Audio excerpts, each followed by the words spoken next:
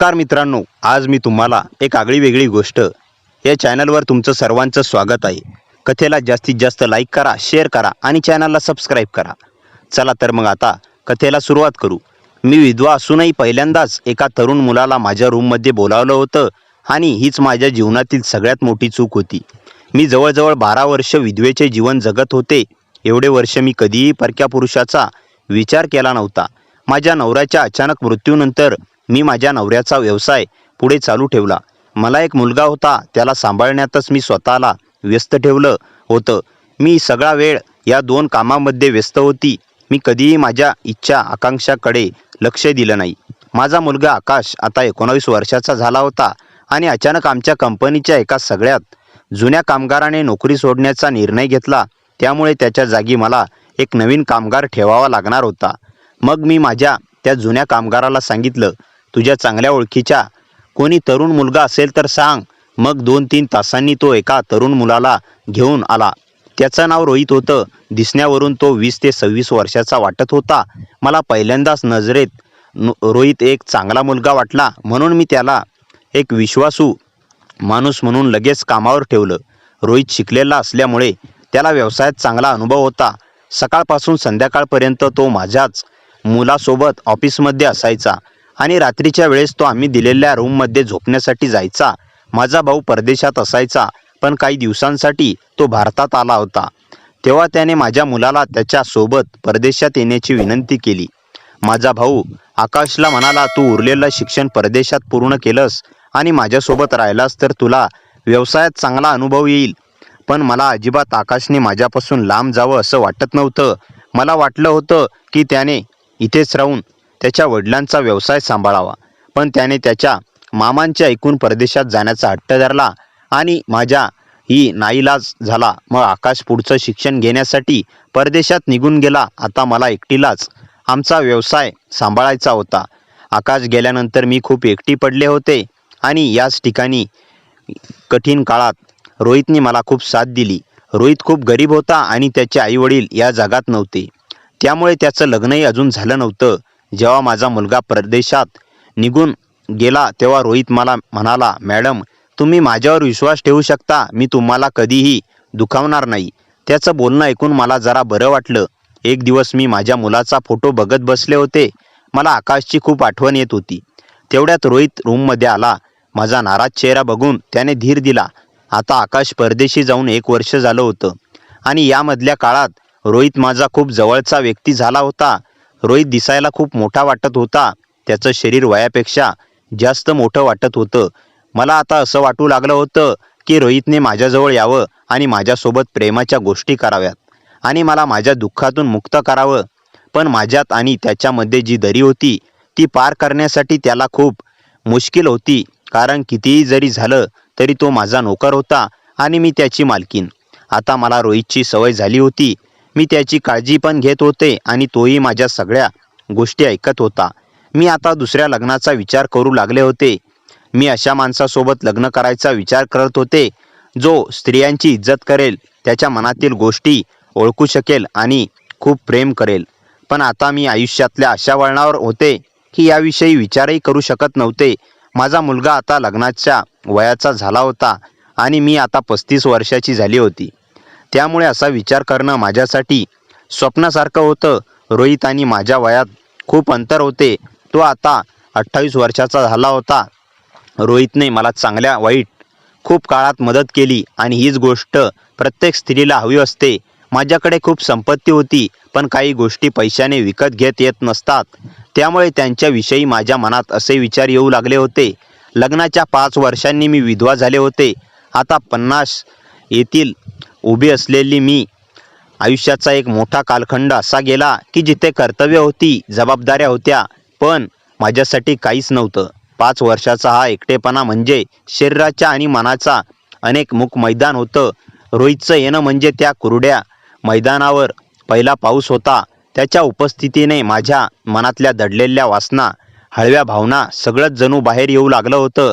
तर कधी वाटायचं या वयात एक जोडीदार असता तर हा एकटेपणा इतका जाणवला नसता. आज संध्याकाळची अशीच होती. खिडकीच्या बाहेर येऊन उतरतं होतं आणि घरात मात्र एक वेगळी सुकून भरलेली शांतता पसरली होती. मी आपल्या जुन्या खुर्चीवर बसून कुठेतरी नजर लावून बसले होते. मन मात्र भूतकाळात आणि भविष्यकाळात घोटळत होतं. एवढ्यात दार उघडण्याचा आवाज आला आणि रोहित आत आला. त्याने माझ्याकडे पाहिलं, हलकंसं हसला आणि मग न बोलता माझ्याच बाजूला येऊन बसला. त्याच्या जवळचा सुगंध, त्याचं अस्तित्व, त्यामुळे माझ्या अंगावर एक रोमांच उभे राहिले. त्याने खिशातून एक वही काढली आणि बिझनेसचा हिशोब करायला सुरुवात केली. पण माझं लक्ष मात्र त्याच्या बोटांकडे होतं, जी हळुवारपणे पेन्सिल चालवत होती. त्याच्या कपाळावर पडलेली आडवी रेषा, विचारत असताना तो ओठ चावतो, ते त्याचं बालिशपण, सगळं काही मला अजीबरित्या आकर्षित करत होतं. माझ्या मनात एक वेगळीच लाट उसळली होती. ही भावना नेमकी काय होती? हा फक्त एक नोकर होता की या पुरुषाच्या स्वरूपात मी एक साथी शोधत होती? 5 वर्षाची उपेक्षा, शारीरिक भूक, हवळण्याची गरज, या सगळ्यांना मला गोंधळात टाकले होते.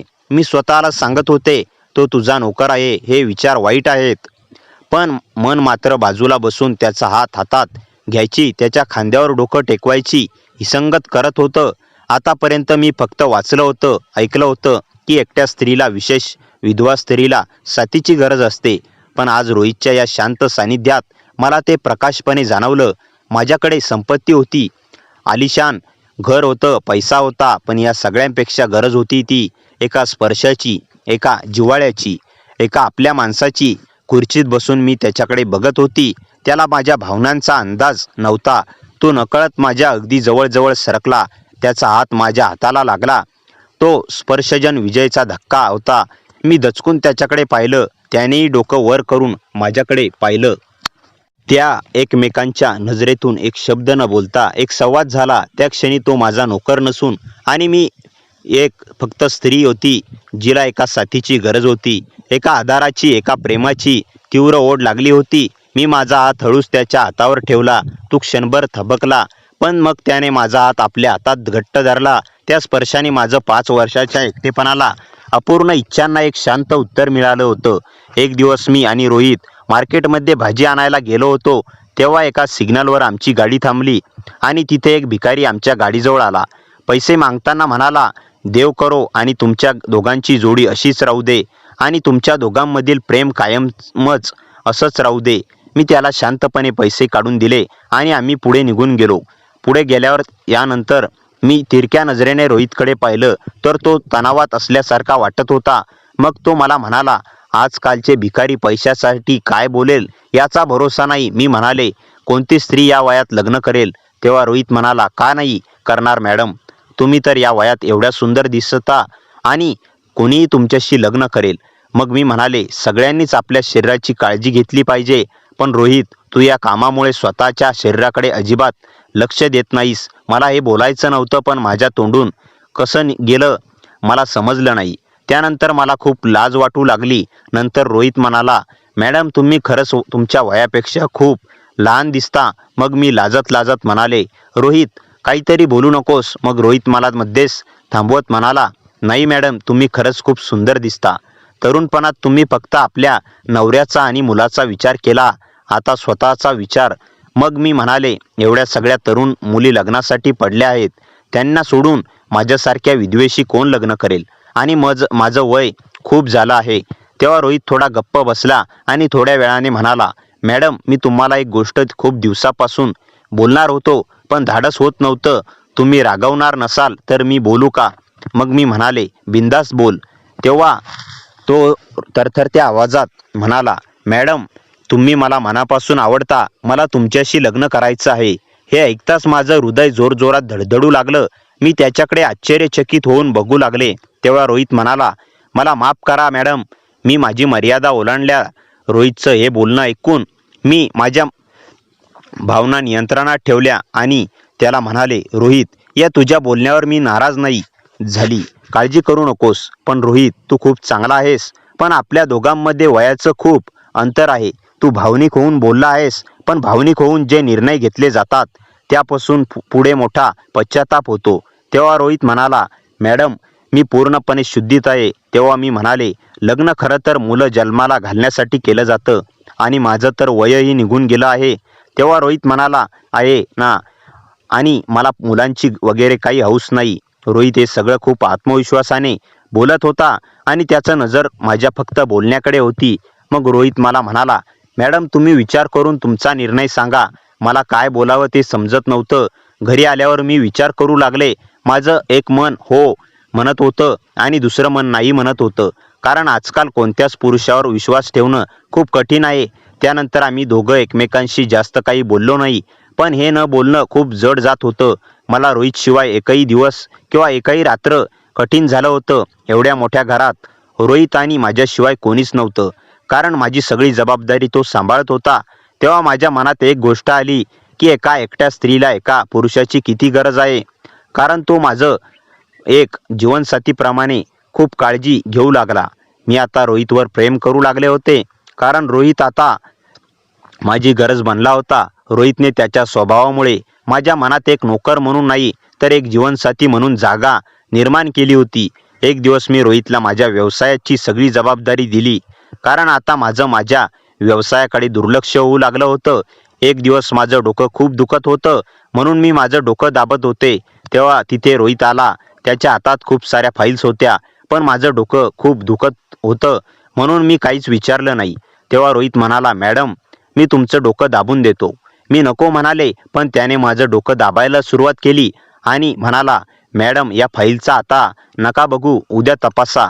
आणि जसं त्याने माझ्या डोक्याला तेल लावून दाबायला सुरुवात केली तसं मला आराम मिळाला. कारण लग्नाच्या 20 वर्षानंतर माझं डोकं असं कोणीच दाबून दिलं नव्हतं. माझ्या शरीरात एक वेगळीच हालचाल होत होती. कदाचित ती हालचाल रोहितलाही समजली असावी. त्यानंतर आमच्यात जे झालं ते कदाचित व्हायला नको होतं. दुसऱ्या दिवशी रोहित घरी आला नाही आणि ऑफिसलाही आला नाही. तिसऱ्या दिवशी तो ऑफिसला आला पण घरी आला नव्हता. मला खूप काळजी लागली होती. तो माझा फोनही उचलत नव्हता. चौथ्या दिवशी मी रोहितला फोन लावला तेव्हा त्याने फोन उचलला. मी म्हणाले, इतके दिवस तू घरी का आला नाहीस? तेव्हा रोहित म्हणाला, मॅडम आज ऑफिसमध्ये काम होतं, मी संध्याकाळी घरी येईल. मग रोहित घरी आल्यावर त्याने मला पहिला प्रश्न विचारला. मॅडम तुम्ही माझ्या प्रश्नाचे अजून उत्तर दिलं नाही.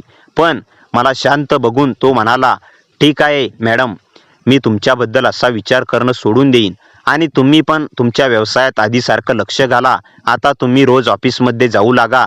मी हळूहळू काही गोष्टीतून बाहेर येऊ लागले. पण रोहितचा विचार माझ्या मनातून जात नव्हता. माझ्या मनात त्याच्याबद्दल आकर्षण वाढलं होतं. मी जर असं केलं तर मला वाटतं तुझं नुकसान करेल. माझं काहीच नुकसान होणार नाही. पण मी तुझ्याशी लग्न करण्याचा निर्णय घेतला तर माझ्या मुलाला कोणत्या तोंडाने सांगू की या वयात दुसरं लग्न करते? मग तो मला यासाठी परवानगी देईल का? तेव्हा रोहित म्हणाला, मॅडम तुम्हाला जर संभ्रम असेल तर तुम्ही तुमच्या मोठ्या भावाला विचारा. मग मी माझ्या मोठ्या भावाला सगळी गोष्ट सांगितली. तेव्हा माझा मोठा भाऊ म्हणाला, आकाशची काळजी तू करू नकोस. त्याला समजावून सांगेन. कारण आजपर्यंत तू एकटी राहिलीस पण इथून पुढे तुला एकटीला जीवन जगावं कठीण जाईल. रोहितच्या प्रस्तावानंतर मी पूर्ण रात्र झोपलेच नाही. मनात सतत एकच प्रश्न होता. मी आयुष्यभर जबाबदाऱ्यात हरवले. आता माझ्या आनंदाचा विचार करायला मला हक्क आहे का? खिडकीतून वारा आत येत होता आणि त्याच प्रत्येक झुळकीसोबत माझे विचार उलटसुलट होत होते. सकाळी उठले तेव्हा मन थोडं शांत होतं. मी आरशात स्वतःकडे पाहिलं. डोळ्यांखाली थकव्याच्या रेषा होत्या पण त्यामागे एक दडलेली ओढ, एक नवी आशा चमकत होती. दिवसभर मी नेहमीप्रमाणे कामात गुंतले पण मन मात्र रोहितच्या बोलण्यावर अडकलं होतं. संध्याकाळी ऑफिस बंद करून मी टेरेसवर उभी होते तेव्हा रोहित खाली यायच्या तयारीत थांबला. माझा चेहरा पाहून तो घाबरला की मी त्याच्याशी अंतर ठेवायला लागेन म्हणून तो वळून निघणार. इतक्यात मी त्याला हळूच बोलावलं. मी त्याच्याकडे पाहून म्हणाले, रोहित लग्न म्हणजे फक्त एक सुंदर भावना नाही, ती जबाबदारी आहे. समाजाच्या नजरा आहेत, माझ्या मुलाचा विचार आहे. तो माझ्याकडे शांत नजरेने पाहत म्हणाला, मॅडम मला तुमचा भूतकाळ स्वीकारायला कधीच अडचण नव्हती आणि भविष्यातही तुमच्यावरच भरोसा ठेवून जगायचा आहे. तुमचा मुलगा परत आला तर मी त्याला पहिल्या दिवसापासून तुमच्या जागेचा आणि त्याच्या बाबांच्या व्यवसायाचा आदर देईन. माझ्यासाठी तुमची प्रतिष्ठा सर्वात मोठी आहे. त्याच्या आवाजात असलेलं प्रौढपण ऐकून माझं मन हलकं झालं. मी विचारलं, रोहित तुला माझ्यात नक्की कोणती गोष्ट आवडली? तो थोडा थांबला आणि मग म्हणाला, तुमचं जगण्याचं बळ, तुमचा सहनशील स्वभाव, तुमची ममत्वाने भरलेली नजर आणि सर्वात मोठं म्हणजे तुमचं मन. मी श्रीमंती पाहून नाही आलो. मी तुमच्यातील ती स्त्री पाहिली जिच्या मनात अजूनही प्रेम जिवंत आहे. पण तिने स्वतःला ते जगू दिलं नाही. त्या क्षणी माझ्या छातीवरचा भार हलका झाला. त्या शब्दात आकर्षण नव्हतं, आदर होता, समज होती. मी हळूच म्हणाले, रोहित, तू माझ्याबद्दल एवढं स्वच्छ आणि मनापासून विचार करतोस हेच माझ्यासाठी खूप आहे. पण मला एक वचन दे, आपल्या नात्यावर घाई करणार नाहीस. तो स्मित करून म्हणाला, शपथ घेतो मॅडम, तुमच्या एका निर्णयापूर्वी मी एक पाऊलही पुढे टाकणार नाही. त्याने हे बोलल्यावर दोघांमध्ये एक शांत पण खोल जवळीक निर्माण झाली. शरीराचा नाही, दोन मनांचा सहवास. काही दिवस गेले आणि आमच्या नात्यात एक सुंदर स्थिरता येऊ लागली. तो माझी काळजी घेत असे, पण मर्यादा पाळत असे. मी सकाळी ऑफिसमध्ये येताच चहा नेहमी माझ्या टेबलावर तयार असायचा. मी कधी थकलेली दिसले तर तो निशब्दपणे काम स्वतःवर घेत असे. एके दिवशी मी त्याला विचारलं, रोहित, तू स्वतःसाठी काही कधी विचारतोस का? तो हसून म्हणाला, हो, विचार करतो, पण माझी स्वप्न तुमच्या स्वप्नांपासून वेगळी नाहीत. तुम्हाला सुखी पाहणं हेच माझं ध्येय आहे. त्या वाक्याने मला जाणवलं, एखाद्या नात्यात वयाचं अंतर कधीच अडथळा नसतं. अडथळा असतो तो मनातील अंतर, आणि ते आमच्यात नव्हतंच. एका संध्याकाळी पाऊस सुरू होता. मी टेरेसवर उभी राहून पावसाकडे पाहत होते. रोहित खाली येऊन सावधपणे माझ्या बाजूला उभा राहिला. एकही शब्द न बोलता, फक्त शांतपणे. तो माझ्या अगदी जवळ होता, पण इतक्या आदराने की त्याच्या उपस्थितीतही मर्यादा जपल्या जात होत्या.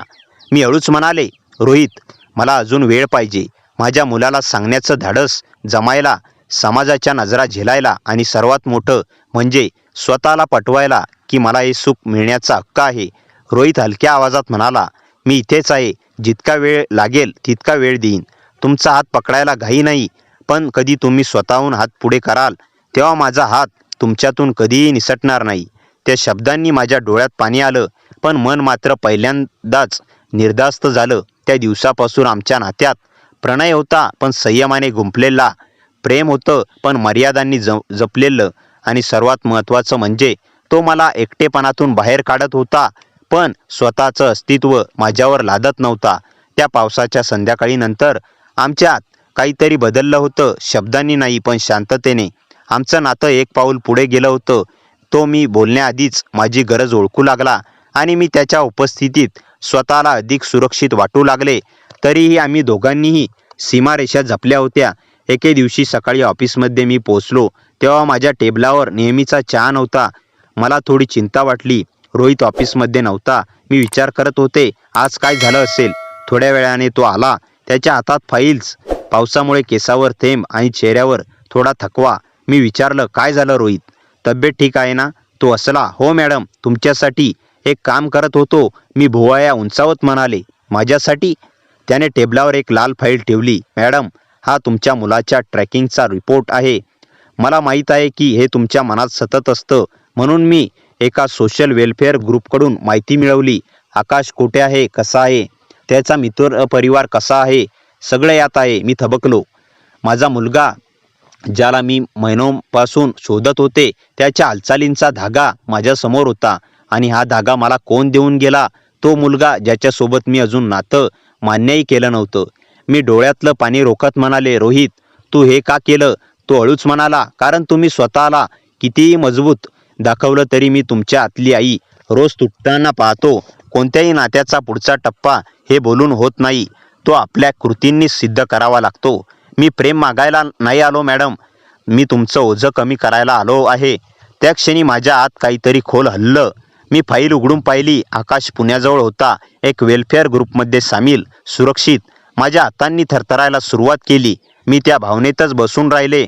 रोहित शांतपणे माझ्यासमोर उभा होता, पण जवळ आला नव्हता. मी त्याच्या डोळ्यात पाहिलं. त्यात प्रेम होतं, पण त्याहून मोठा आदर होता. मी शांतपणे विचारलं, रोहित, तुला माझी भीती वाटत नाही? मी आयुष्यात किती काही पाहिलंय, माझ्या जगात किती अवघड गोष्टी आहेत. तो स्मित करून म्हणाला, मॅडम, एखाद्याच्या भूतकाळात अडचणी असल्या म्हणजे त्याच्या भविष्यात प्रेम नसतं असं नाही. तुमच्या आयुष्यातील रिकाम्या जागा भरायला मला आनंद आहे, पण तुमच्या जखमा बऱ्या करणं ही माझी जबाबदारी नाही. तो निर्णय तुम्हालाच घ्यावा लागेल. मी आश्चर्याने पाहिलं. तो मला बदलायचा प्रयत्न करत नव्हता, मला समजून घेण्याचा प्रयत्न करत होता. काही दिवस गेले. आमचं नातं आता स्पष्टपणे बदलू लागलं होतं. त्यांचं स्वतःचं स्वप्न होतं, एक छोटंसं कॅफे सुरू करायचं. तो मला त्याच्या बिझनेस प्लॅनबद्दल सांगत असे. मी त्याला आर्थिक मार्गदर्शन करत होते. एका दिवसाच्या कामानंतर आम्ही दोघे टेरेसवर बसलो होतो. तो म्हणाला, मॅडम, मी तुमच्यासोबतच्या नात्याकडे कधीही स्वार्थाने पाहिलं नाही, पण तुम्हाला जेव्हा वाटेल की माझ्यासोबत राहणं म्हणजे तुमचं जग सोडणं, तर मी मागे हटेन. मी शांतपणे म्हणाले, रोहित, तू माझं जग काढून घेत नाहीस, तू त्यात नवीन प्रकाश आणतोयस. तो थोडा थांबला. मग आपण कोणत्या टप्प्यावर आहोत मॅडम? मी दीर्घ श्वास घेतला. आम्ही दोन लोक आहोत, एकमेकांचा भूतकाळ स्वीकारायला तयार, भविष्य घाईने पकडायला तयार नाही, पण आजचा दिवस एकत्र जगायला तयार. रोहितच्या ओठावर हसू उमटलं. तो माझ्याकडे एक पाऊल जवळ आला, मर्यादा सांभाळत, आणि म्हणाला, मग आजपासून मी तुम्हाला मॅडमऐवजी तुम्ही म्हणू का? मी असले, हो, पण मर्यादासह. तोही असला. मर्यादा माझ्या नजरेतच आहेत. त्या क्षणी पहिल्यांदाच आम्ही एकत्र उभे असताना माझ्या मनात भीती नव्हती, फक्त शांतता होती. आणि त्या शांतते एक नव्या नात्याची सुरुवात. पुण्यातील एका वेलफेअर कंपनीकडून आलेल्या कॉलने माझं हृदय क्षणभर थांबलं. त्यांनी सांगितलं की आकाश मला भेटण्यासाठी नागपूरला येऊ इच्छितो. इतक्या महिन्यानंतर, इतक्या भीती, अपराधीपणा आणि ओढीनंतर माझा मुलगा परत येणार होता. कॉल संपताच रोहितने माझ्याकडे पाहिलं. त्याच्या नजरेत आनंद होता, पण त्याहीपेक्षा जास्त एक निर्भेळ समाधान, कारण माझ्या आनंदातच त्याचं जग होतं. मी हलकेच म्हणाले, रोहित, मला भीती वाटते. आकाश माझ्या आयुष्यात आलेल्या बदलांना स्वीकारेल का? तुझ्याबद्दल ऐकून काय वाटेल त्याला? रोहित शांत आवाजात म्हणाला, तुमचा मुलगा तुमच्या आयुष्याचा सर्वात महत्त्वाचा भाग आहे, आणि मी त्या चित्रात फक्त तेव्हाच यायला हवा जेव्हा त्याला वाटेल की मी त्याच्या आईला आनंदी ठेवू शकतो. मी त्याच्याशी लढायला नाही, त्याला जिंकायला आलो आहे मनाने. काही दिवसांनी आकाश येणार होता. मी तयारी करत होते, तशी घरात एक अनामिक धडधड होती. रोहित मला मदत करत होता, दूर राहून, मर्यादा ठेवून, पण उपस्थित राहून. आकाश आला त्या दिवशी. संध्याकाळचे 4 वाजले होते. बस स्थानकावर मी त्याला पाहिले. उंच झालेला, पण डोळ्यात जुनेच भाव. तो मला पाहताच धावत आला आणि माझ्या मिठीत शिरला. त्या मिठीत माझे महिनेभर दडलेले प्रश्न विरघळले. घरी आलो तेव्हा रोहित मुद्दाम बाहेर गेला होता, मला आणि माझ्या मुलाला वेळ द्यावा म्हणून. आकाशने सगळं सांगितलं. का घर सोडलं, कसं स्वतःला शोधायचा प्रयत्न केला, कसे चुकीचे मित्र आले, आणि त्यातून बाहेर पडण्यासाठी एका वेलफेअर ग्रुपने त्याला कशी मदत केली. रात्रीच्या जेवणाच्या वेळी त्याने विचारलं, आई, ऑफिसमध्ये तो ज्या मुलाबद्दल लोक बोलत होते तो कोण? मी काही बोलण्याआधीच आकाशने माझ्या डोळ्यात पाहून गंभीरपणे विचारलं, आई, तुझ्या आयुष्यात कोणी आहे? माझ्या हातातला चमचा थरथरला. माझं हृदय धडधडू लागलं, पण मी स्वतःला सावरत म्हणाले, आकाश, तुझ्या जाण्यानंतर मी तुटले होते. रोहितने मला माणूस म्हणून पुन्हा उभं राहायला मदत केली, पण आमच्यात अजून काही ठरलेलं नाही. आकाश काही क्षण शांत राहिला, मग विचारलं, तो तुला किती मान देतो? माझ्या ओठावर हलकंसं स्मित आलं, जितकं कुणी कधी दिलं नव्हतं. आकाशने मान हलवली. आई, माझ्यामुळे तुझं आयुष्य थांबवू नये. जर तो माणूस तुझ्या डोळ्यात दुःख येऊ न देण्याची शपथ घेत असेल, तर मला त्याच्याशी काहीच प्रॉब्लेम नाही. त्या वाक्याने माझ्या डोळ्यात पाणी आलं.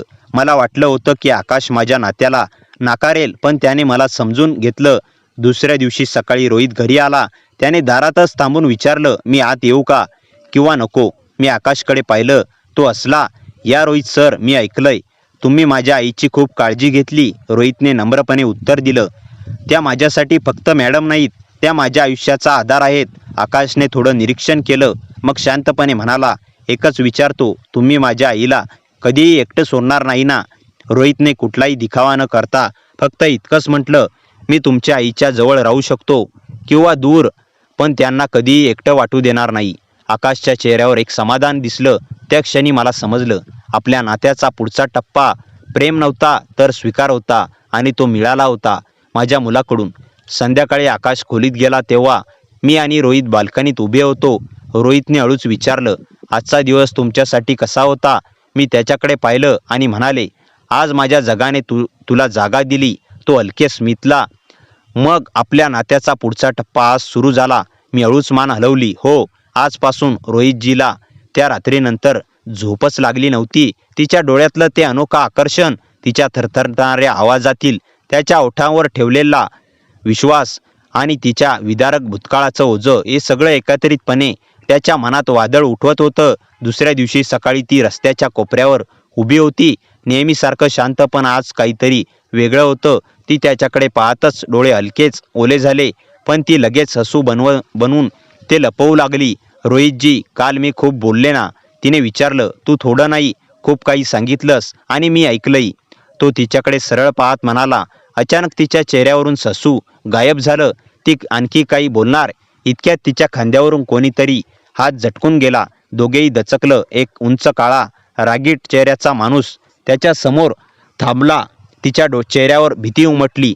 ती अगदी जड श्वास घेऊ लागली. रोहितच्या मनात एकच प्रश्न, हा कोण? पण तो विचारण्याआधीच ती हळू आवाजात म्हणाली, हे माझ्या भूतकाळातून आले. या माणसाची नजर दोघांवर फिरली. तू अजूनही इथेच आहेस? मला वाटलं तू परत कधी दिसणार नाहीस. त्यांचा आवाज धारदार. रोहित तिला हलकासा जवळ ओढत म्हणाला, ही आता एकटी नाही.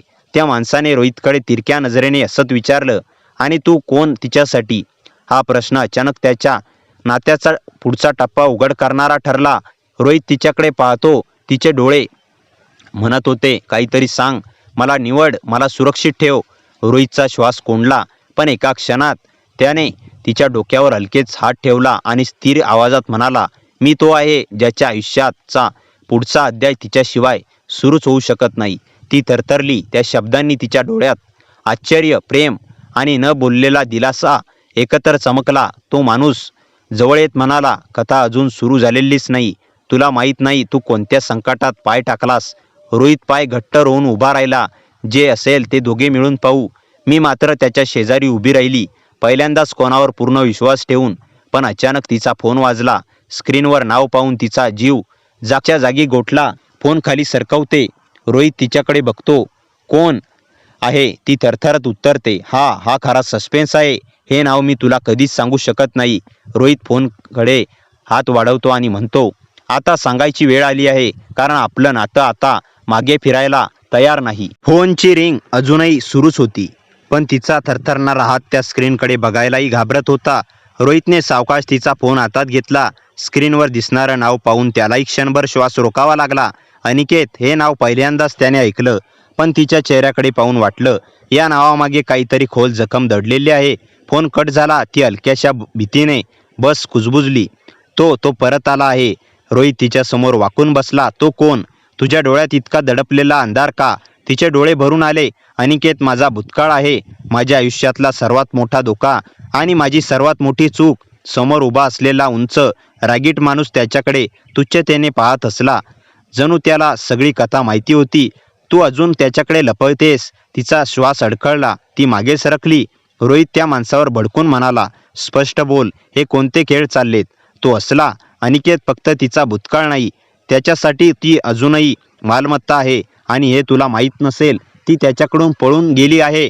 रोहितचा राग क्षणभर थिजला. ती पळून आली आहे? कोणत्या परिस्थितीत? कोणत्या कैदेतून? तिचे हात थरथरत होते. मी तिथून निघून आले रोहित, कारण तिथे मी माणूस नव्हते. मी फक्त त्याच्या नियंत्रणाखालील सावली होते. पण तो मला परत मिळवण्यासाठी काहीही करेल. रोहितने तिच्या हातावर स्वतःचा हात ठेवला. तू आता एकटी नाहीस, मी आहे. आपण मिळून सगळ्यांना तोंड देऊ. ती त्याच्या डोळ्यात पाहते. पहिल्यांदाच एखाद्यावर पूर्णपणे विसंबण्याची इच्छा जागी होत. पण अचानक तिच्या फोनवर मेसेज आला. रोहितने स्क्रीनकडे पाहिलं आणि त्या मेसेजने त्याच्या अंगावर काटा आला. तू कुठेही पळशील तरी मी तुला शोधेन. त्या मुलासोबत राहण्याचा प्रयत्नही करू नकोस. मी दोघांना संपवेन. अनिकेत, ती एकदम थरथरली. रोहितचा चेहरा मात्र शांत झाला, खूप शांत. त्या शांततेत लपलेला एक उग्र निर्धार दिसत होता. हा जो काही खेळ आहे, आता तो माझ्याशी आहे. तिने त्याचा हात घट्ट पकडला. तू यात ओढला जातोयस रोहित. मी नाही इच्छित. तो शब्द तिच्या ओठावरच थांबवतो, हलकेच काळजीने पण ठामपणे. तुझ्यासाठी लढायला मला परवानगीची गरज नाही. त्या दोघांमधला हा क्षण त्याच्या नात्यांच्या पुढच्या टप्प्याचा पहिला ठसा झाला. विश्वासाचा, संरक्षकत्वाचा आणि न बोललेल्या प्रेमाचा. पण सस्पेन्स अजून संपलेला नव्हता. अचानक तो उंच रागीट माणूस त्याच्या जवळ आला आणि गंभीर आवाजात म्हणाला, मला वाटलं होतं तुम्हाला एक गोष्ट माहीत असावी. अनिकेत एकटा नाही, त्याच्या मागे एक संपूर्ण साखळी आहे, आणि त्या साखळीचा पुढचा टार्गेट फक्त ती नाही. रोहित दचकला. म्हणजे? तो माणूस थोडा जवळ आला. त्याचे डोळे रोहितमध्ये रोखलेले. टार्गेट तू आहेस, टार्गेट तू आहेस. हे शब्द रोहितच्या कानात घुमत होते. ती घाबरून त्याच्या हाताला घट्ट पकडून उभी राहिली, जणू काहीतरी अदृश्य वादळ त्यांच्यावर चालून येत होतं. रोहितने त्या उंच माणसाकडे पाहत गंभीर आवाजात विचारलं, तुला कसं माहीत? तो माणूस आसपास नजर फिरवत जवळ आला अनिकेतला माहीत आहे की तिच्यासाठी तू अडथळा आहेस आणि अनिकेत जेव्हा कोणाला अडथळा समजतो तो त्याला संपवण्यापर्यंत थांबत नाही. हे ऐकताना तिचे डोळे पाण्याने भरले. मी नाही इच्छित की तू यात अडकावस. मी आधीच खूप काही गमावलं आहे. तिचा आवाज तुटला. रोहितने तिच्या गालाजवळ हात नेऊन शांतपणे म्हणालं, आता तर मी मागे फिरलो तर मी तुला गमावेन आणि मी ते कधीही होऊ देणार नाही. तिच्या डोळ्यात न बोललेलं प्रेम चमकलं. पण त्याचवेळी एक काळी SUV रस्त्याच्या टोकाला थांबली. तिघेही एकदम सावध झाले. गाडीची काच हळूहळू खाली आली आणि आतून एक ओळखीचा थंडगार आवाज आला, तुझा खेळ संपलाय. तिचा श्वास कोसळला. तो इथेच आहे. रोहितने तिचा हात पकडत तिला मागे घेतलं. SUV मधून दोन माणसं उतरली. काळे कपडे, कठोर नजरा आणि त्यांच्या हालचालीत एकदम प्रोफेशनल नियोजन. उंच माणूस फुसफुसला, हे त्याचे गार्ड्स आहेत. तुम्ही लगेच इथून निघा. रोहितने तिचा हात धरला आणि ते दोघे धावू लागले. मागून आवाज येऊ लागले, थांबा नाहीतर गोळी चालेल. पण रोहित तिचा हात सोडत नव्हता. तिचं हृदय जोरात धडधडत होतं. भीतीने नाही तर त्या वेड्या धावण्यातही रोहित तिच्या जीवासाठी अशी झुंज देत होता. याच्या भावनेने एका वळणावर पोहोचताच रोहित तिला भिंतीच्या आडोशाला खेचत उभा राहिला. दोघांचे श्वास जोरात, शरीर जवळपास एकमेकांना लागलेलं. तिचे डोळे पाण्याने भरलेले पण शब्द सापडत नव्हते. रोहितने तिचा चेहरा दोन्ही हातांनी धरत कुजबुजत विचारलं, तू ठीक आहेस? तिचे ओठ थरथरले. माझ्यामुळे तुझं आयुष्य धोक्यात आलं आहे. रोहित तिच्याकडे इतक्या खोल नजरेने पाहिलं की तिची जागा थिजली. तुझ्यासाठी धोका आला तर त्या आयुष्याला अर्थ येण्यासारखा आहे. ती श्वास रोखून त्याच्याकडे पाहत राहिली. त्याच्या डोळ्यात दरम्यानच आता त्याच्या नात्याचा पुढचा टप्पा आकार घेत होता. भीती, विश्वास, प्रेम आणि एक अटूट धागा. अचानक गोळीचा आवाज घुमला. भिंतीवर ठिणग्या उडाल्या. ते दोघेच दचकले. ते जवळ येतायत, ती घाबरून म्हणाली. रोहितने घाईने तिचा हात पकडला. पण उंच माणूस समोर येऊन म्हणाला, इथून एका दिशेला जाणारा गुप्त रस्ता आहे. पण त्या रस्त्यावर तुम्हाला एक गोष्ट माहीत असावी. तुमच्यातला कोणी तर आधीच अनिकेतला माहीत देतोय. दोघेही स्तब्ध. काय म्हटलात?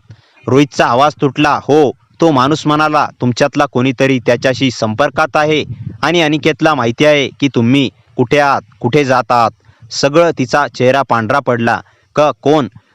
रोहितने तिच्याकडे पाहिलं. ती त्याच्याकडे पाहत म्हणाली, तुला वाटतं मी नाही. रोहितचा आवाज मोठा पण भावनिक. कधीही नाही. पण त्याच्या मनात एक नाव अचानक लख्ख झालं. तिच्या फोनवर आधी कॉल करणाऱ्या व्यक्तीचं. तिचे डोळे मोठे झाले. जणू तिच्या मनालाही तेच नाव सुचलं. दोघांनी एकाच वेळी कुजबुजलं. म्हटलं, अनिकेत व्यतिरिक्त अजून कोण? उंच माणूस पुढे म्हणाला, ते नाव तुम्हाला धक्का देणार आहे. उंच माणसाचे शब्द हवेत जणू धारदार सुरीसारखे थांबले. तो नाव तुम्हाला धक्का देणार आहे. रोहित आणि ती दोघेही त्याच्याकडे पाहत, पण त्याच्या नजरेत एकच प्रश्न, कोण? उंच माणूस हळूहळू जवळ येत कुजबुजला, तुम्ही दोघं ज्या व्यक्तीवर सर्वात जास्त विश्वास ठेवलात त्याच व्यक्तीने अनिकेतशी सौदा केला आहे. रोहितच्या चेहऱ्यावर गोंधळ, राग आणि भीती एकत्र उमटली. आमच्यातला कोण? ती थरथरली. त्या माणसाने तिच्याकडे पाहत गंभीर आवाजात सांगितलं, राज. जागच्या जागीच गोठली. डोळ्यात अविश्वास. काय राज? नाही राज असं कधी? रोहितने थबकला. राज त्याचा सगळ्यात जवळचा मित्र. रोहितने तिच्याकडे पाहिलं. तू खात्री आहेस? उंच माणूस मान हलवून म्हणाला, मी त्याला स्वतः अनिकेतच्या माणसासोबत पाहिलं आहे आणि तुमच्या लोकेशनबद्दल त्याने स्वतःला माहिती दिली. ती आदरली. तिच्या श्वासात कंप होता. राज आमच्यासोबतच धावत होता, आमच्यासोबतच प्लॅन करत होता. त्याने असं का केलं? उंच माणूस म्हणाला, लाभ. अनिकेतने त्याला एक असं वचन दिलंय जे राज नाकारू शकत नाही. रोहितचा जबडा आवळला. कसलं वचन?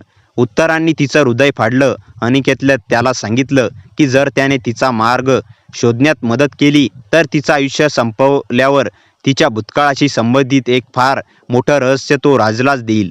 राज त्या रहस्याच्या लोभात अनिकेतचा हात धरायलाय. तिच्या डोळ्यातून अश्रू गळायला लागले. राज मला धोका देईल. तो माझा मालमित्र, माझ्या प्रत्येक दुःखाचा साथी. त्याने रोहित तिच्या खांद्यावर हात ठेवत म्हणाला, काही गोष्टी आपण जितक्या पाहतो तितक्या नसतात. पण एक गोष्ट स्पष्ट आहे, आपण आता कोणावरच भरोसा करू शकत नाही. अचानक मागच्या रस्त्यावर पायाचे आवाज ऐकू आले, जड वेगाने येणारे. उंच माणूस ताबडतोब कुजबुजला. ते आले. राजाही त्याच्यासोबत आहे. तुम्हाला पळावं लागेल. ती शॉकमध्ये म्हणाली, राज आता इथेच आहे. उंच माणूस तणावपूर्ण आवाजात म्हणाला, हो. आणि या वेळेला तो तुम्हाला वाचवायला नाही तर पकडायला आला आहे. रोहितने तिचा हात आणखी घट्ट पकडला. यावेळी तिच्या डोळ्यात भीती नव्हती, विश्वासघाताचा छेदलेला वेदनादायी धक्का होता. ती फुसफुसली, रोहित आता काय? रोहितने खोल श्वास घेतला. आता आपण युद्ध करणार, पळून नाही. आणि त्याच वेळी अंधारातून पावलांचा आवाज आणि त्याच्यासोबत एक परिचित आवाज उमटला, हसत, थंड आणि विश्वासघाताने भरलेला. खरंच वाटलं मी तुमच्या बाजूला आहे. तुम्ही दोघं खूपच भोळे आहात. राज आता त्याच्यासमोर उभा होता. राज अंधारातून समोर येऊन उभा राहिला. त्याच्या चेहऱ्यावर एक विचित्र आनंद होता, जणू त्याने सर्व काही जिंकलं होतं. ती अश्रू भरलेल्या डोळ्यांनी त्याच्याकडे पाहत म्हणाली, राज, तू असं का केलंस? तू माझा मित्र होतास. मी तुझ्यावर विश्वास आयुष्यभर ठेवला. राज थंडपणे हसला. विश्वास ते फक्त तोपर्यंत असतं जोपर्यंत दुसरीकडे मोठा फायदा दिसत नाही. रोहित त्याच्यावर चिडून पुढे पाऊल टाकणार तेवढ्यात अनिकेतचं गाड्यांचं काफिलं त्याच्या मागे थांबलं आणि अनिकेत स्वतः उतरला. त्याचा चेहरा शांत, पण त्या शांततेत एक क्रूरता लपलेली. अनिकेत हळूच बोलला, शेवटी सापडलात तुम्ही दोघं. चला आता हे खेळ संपूया. तिने रोहितचा हात घट्ट पकडला. कित्येक भिंतीतून, पळण्यातून, जखमांतून आलेल्या या क्षणात रोहित तिच्यासमोर उभा राहिला. ढाल बनून तिला हात लावला. तर मी तुझा शेवट करीन. अनिकेत हसला. तू एकटाच? रोहित शांतपणे म्हणाला, मी एकटा नाही. आणि या वाक्याचा अर्थ पुढच्या क्षणी स्पष्ट झाला. उंच माणूस जो आधी त्यांना मदत करत होता, अचानक अनिकेतच्या लोकांमध्ये उडी मारून त्यांना निष्प्रभ करू लागला. राज घाबरला. हे काय? रोहितचा आवाज फारच शांत झाला. विश्वासघात नेहमी दुसऱ्यालाच होतो असं नाही. कधी कधी विश्वासघात कर्त्यालाही कळत नाही की तो खेळात प्यादा आहे. राज मागे सरकला. अनिकेतने मला वचन दिलं होतं, ती यातून तुटलेल्या आवाजात म्हणाली. आणि तू त्या वचनासाठी माझं आयुष्य विकलं. राजच्या चेहऱ्यावर अपराध, भीती आणि पश्चाताप एकदम उमटला. पण आता उशीर झाला होता. अनिकेतने चिडून बंदूक काढली, तिच्याकडे रोखली. तू माझ्यापासून पळू शकतेस असं तुला खरंच वाटलं? रोहित तिच्यासमोर उभा होता, डोळ्यात मृत्यूचीही भीती नसलेला निर्धार. अनिकेतचं बोट ट्रिगरवर आलं, पण पुढच्या क्षणी उंच माणसाने त्याला मागून झेलत खाली पाडलं. गोंधळ, संघर्ष, ओरड, गोळ्यांचा आवाज, परिसर एकदम युद्धभूमी बनला. शेवटी रोहितने अनिकेतला पकडून खाली दाबलं, त्याचं शस्त्र दूर फेकलं. अनिकेत गुरगुरत म्हणाला, ती माझी आहे. रोहितचा आवाज तुटूनही कठोर होता. ती तुझी नव्हती आणि कधीच होणार नाही. कारण जे तुझ्या ताब्यात होतं ते तिचं शरीर होतं, पण तिचं मन, तिचं धैर्य, तिची ओळख, ते कधीच तुझं नव्हतं. लढा संपला. अनिकेत पकडला गेला. राज स्तब्ध उभा राहिला. तिच्या डोळ्यातल्या वेदनेनं त्याला स्वतःलाच पश्चाताप झाला. तो तरतरत्या आवाजात म्हणाला, मी खरंच चुकलो. मला माफ करशील का? ती शांत होती, फार शांत. राज, माफी देणं सोपं आहे, पण तू माझा विश्वास मोडला आणि विश्वास परत मिळवणं कठीण असतं. राजचे डोळे पाण्याने भरले, पण ती दूर वळली. तिला आता त्याच्याकडून काहीही अपेक्षा नव्हती. सर्व शांत झाल्यावर रोहित तिच्याकडे हळूच आला. तिला पाहिलं, दुखावलेली पण मोकळी झालेली. आता संपलं, रोहित म्हणाला. आता तू मुक्त आहेस. ती त्याच्या डोळ्यात पाहिली. पहिल्यांदा भीतीच्या थरारात नाही, तर शांतीच्या प्रकाशात. तिचे हात रोहितच्या गालावर गेले. माझ्यासाठी जे काही केलंस, माझ्या आयुष्यात पहिल्यांदा मला कोणीतरी माझं म्हणून जपलं. रोहित हलक्या हसून म्हणाला, मला तुझं रक्षण करायचं होतं, कारण तू फक्त माझ्यासोबत नव्हतीस, तू माझ्या हृदयात होतीस. वारा अलगत वाहत होता. तिच्या ओठावर हलकं हसू उमटलं. आता मी घाबरत नाही रोहित, कारण आता माझं आयुष्य माझ्या हातात आहे आणि माझा हात तुझ्या हातात आहे. त्या क्षणी त्यांनी एकमेकांना मिठीत घेतलं. पूर्वीच्या सर्व भयांना, वेदनांना, अंधारांना मागे टाकत सूर्य उगत होता आणि त्यांच्या आयुष्यातही नवीन पाठ येत होती. नव्या नात्याची, नव्या विश्वासाची आणि प्रेमाच्या खऱ्या स्वातंत्र्याची. ही कथा इथे संपते. उतार चढावातून गेलेल्या दोन जीवांच्या सुंदर, शांत आणि प्रेमपूर्ण पूर्णतेमध्ये.